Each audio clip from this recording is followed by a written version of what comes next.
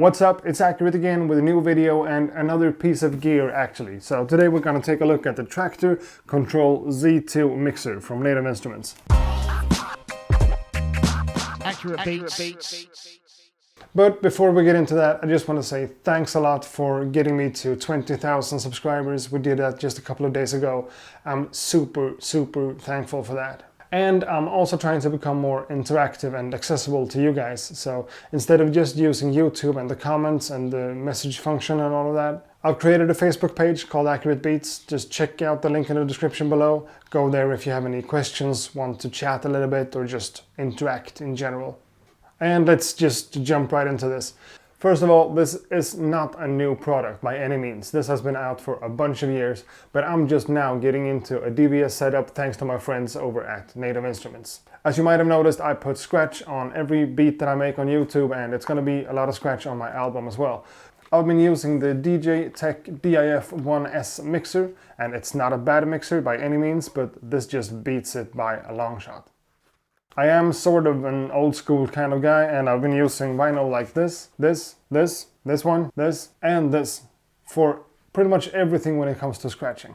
I haven't had any problems with it. Scratching normal vinyl is kind of what I'm used to by now, but getting into a DBS setup feels kind of cool. Now, a super quick explanation about what DBS stands for. That's Digital Vinyl System. So basically I play a special kind of record on the turntable. That signal gets transferred into the computer, handled by a software, in this case Traktor from Native Instruments, and the control vinyl looks like this. Or this blue one, maybe this, or my favorite one, this, the translucent clear version. Now the big creative difference between this and what I had before is that I'm now going to be able to scratch samples that I just have in my computer. So audio that I've recorded and edited myself will be pretty much scratchable on vinyl. And yes, before you say anything, there is a difference between scratching normal, old school, real vinyl and using a DBS setup like this. You can fiddle around a lot with the settings and make stuff even better, but it's still a little bit of a difference. Just a little bit. Of course, I've played around with DBS before. I've had a turntable and a mixer set up to an audio interface that wasn't really supported, plugged into a computer that ran some kind of fishy software with even more fishy drivers. That setup had to be connected to another computer in order for me to be able to record it, and yeah, don't even get me started on how hard that actually was. And now, with this setup, I just plug in my turntable and the phono inputs on the back of the mixer. I connect the main output of the mixer to my other mixer that goes into my audio interface, and a USB connection between the mixer straight to the computer. If I want to use the time-coded records, I just hit the Traktor button on the mixer. And if I want to use old school vinyl for sampling or whatever, I just turn the Traktor functionality off. That's a really simple setup. Now let's take a look at it. And here we are, the Z2 connected to my Technics 1210 turntable. Right now the mixer is set to Traktor mode and I have a Traktor vinyl on the deck. So if I play this one, what we're actually hearing right there is the Traktor software from the computer. And if I put a normal piece of vinyl on the deck instead, turn the Traktor mode off, I get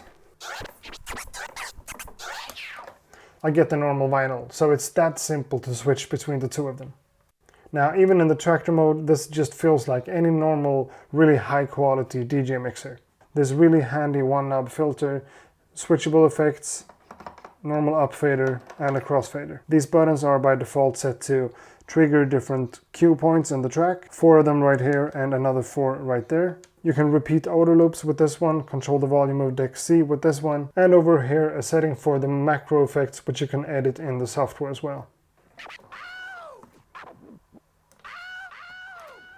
There's also this way to browse for songs in the software and load them up to A or B. A couple of switch buttons for the time code and the sync button A and B. Simple settings for the volume and the tone control of the microphone input, as well as a master output and a booth output.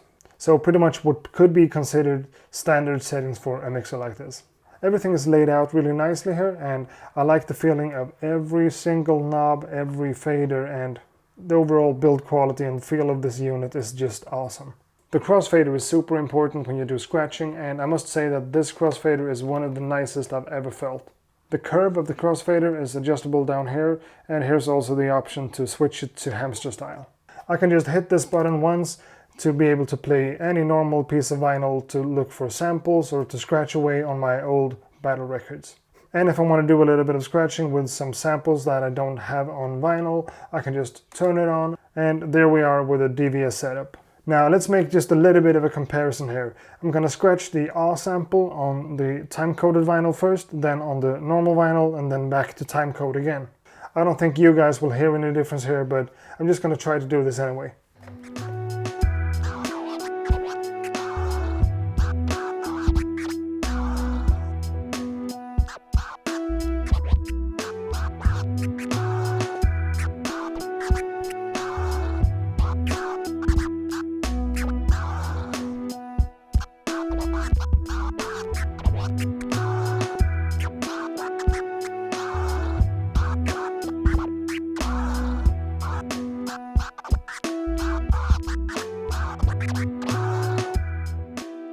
Well, I don't know, but I don't hear a big difference between the two of them. So my final thoughts about the Traktor Kontrol Z2 is that it's really a helpful thing to have in a home studio like mine. It's really versatile, and the way it integrates with the software is just fantastic.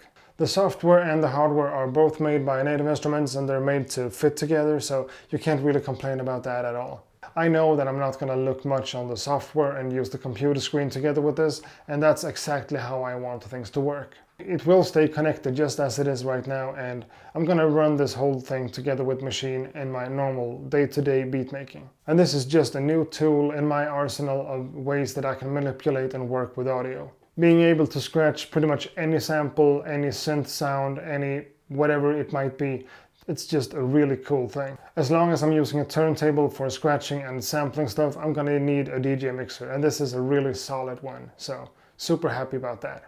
Now, thanks a lot for watching this video. I hope it gave you something back.